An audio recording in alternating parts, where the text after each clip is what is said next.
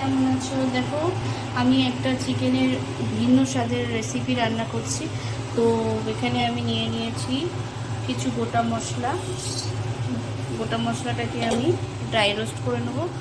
আর কী content বানাবো বুঝতে পারছি না, তো ভাবলাম আজকে তোমাদের সাথে আমার রান্নাঘরের কিছু রেসিপি শেয়ার করি। তো চলো দেখো কেমন লাগে, বাড়িতে ট্রাই করে দেখবো কেমন। এখানে আমি নিয়ে নিয়েছি ধনে, জিরে, শুকনো লঙ্কা, গোলমরিচ, গোটা গরম মশলা। ওগুলোকে একটুখানি হালকা কড়ার মধ্যে ড্রাই রোস্ট করে নেবো, ভেজে নেবো। ভেজে নিয়ে তারপরে গুঁড়িয়ে নেবো।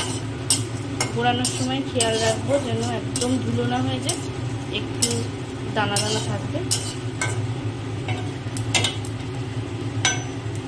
একটু সুন্দর গন্ধ বেরোনো পর্যন্ত আমি ভাজবো। চিকেনটাকে আমি ধনে, জিরে, আদা, রসুন দিয়ে ভালো করে ম্যারিনেট করে রেখে দিয়েছি। দিয়েছি সরষের তেল, লেবুর রস আর ধনে পাতা বাটা, আদা রসুন সব রকমই মশলা দিয়ে ভালো করে ম্যারিনেট করে রেখে দিয়েছি। ধীরে ধীরে করে পেঁয়াজ কেটে নিয়েছি, টমেটো নিয়েছি। যেহেতু লেবুর রস দিয়েছি তাই টমেটোটা একটু কম দেবো। এতে দই দিলে খুব ভালো হয়, কিন্তু এই মুহূর্তে দই বাড়িতে নেই, তো ঠিক আছে, নেই তো নেই। মশলাটা ভাজা হয়ে গেছে, এটাকে আমি ভালো করে শিলে বেটে নেব।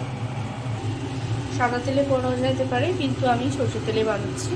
কড়াইতে অল্প পরিমাণে তেল দিয়ে দেবো, যেহেতু মাংসতে আগে থেকে একটু তেল দিয়ে রেখেছি।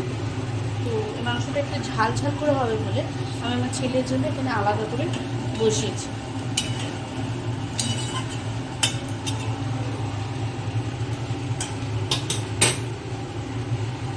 তেলটা একটু গরম হয়ে গেলে দিয়ে দেবো গোটা জিরে ফোড়ন, দিয়ে দেবো গোটা সহ দুটো শুকনো লঙ্কা, কাটবো না।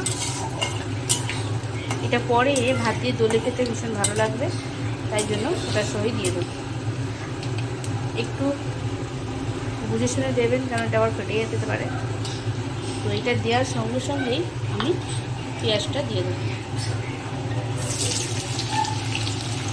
পেঁয়াজটা যাতে মজে যায় ভালো করে, তাই একটু নুন দিয়ে দিলাম। নুন দিয়ে দিলে পেঁয়াজটা খুব তাড়াতাড়ি মজে যাবে। এবারে আমি এটাকে ভালো করে একটু লাল লাল করে পেঁয়াজটাকে ভেজে নেবো। তারপর ম্যারিনেট করে চিকেনটা একটা একটা করে ছেড়ে দেবো। আমাদের বাড়িতে মাংসে আলু খেতে খুব ভালোবাসে, তাই ছোটো ছোটো করে কিউব আকারে আলু কেটে দিয়ে দিয়েছি।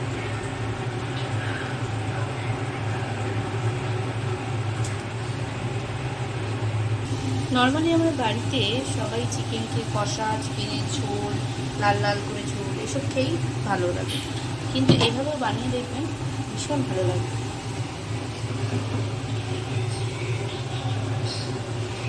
তো এইভাবে আমি চিকেনগুলোকে এক এক করে তেলের মধ্যে ছেড়ে দেবো।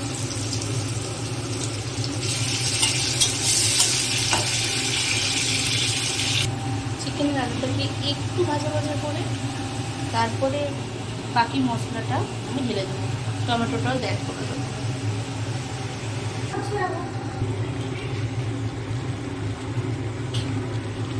রোস্ট করে রাখা মশলাটা একটু অল্প করে কষানোর সময় দিয়ে দেবো, আর একবার দেবো নামানোর সময়। ভালো করে কষতে থাকবে, এতে আর কিছু দেওয়ার নেই, শুধু ভালো করে কষতে হবে।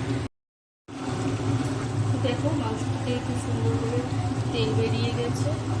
আলুটা সিদ্ধ হয়ে এলেই যে চাইবে ঝোল তো ঝোল খেতে পারো, কেউ চাইলে এরকম রাখতে পারো। আমাদের একটু এরকম ড্রাই ড্রাই থাকবে, কারণ আমরা রুটি বা পরোটার সাথে খাওয়া হয়।